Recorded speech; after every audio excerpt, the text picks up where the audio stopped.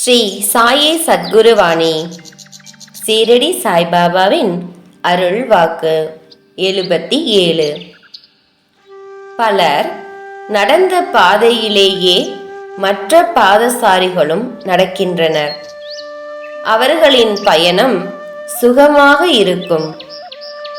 சேர வேண்டிய ஊருக்கு விரைவில் சேர முடியும். அவர்களுக்கு எந்த தடைகளும் வராது. தெரியாத புதிய பாதையை தேர்ந்தெடுத்து முயற்சி செய்தால் கால தாமதம் ஏற்படும்.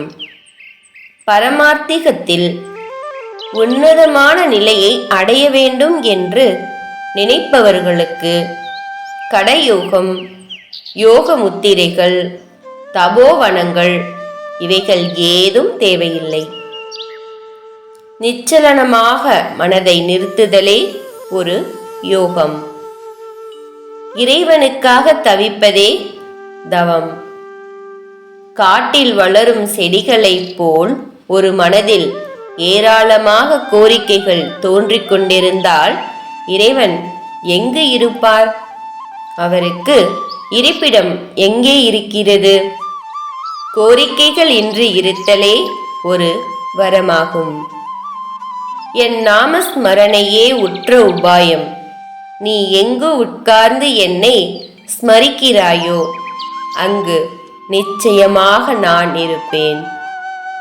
நாமஸ்மரணையால் உள்ளே உள்ள அழுக்குகள் நீங்கி ஆத்மா தூய்மையடைகிறது.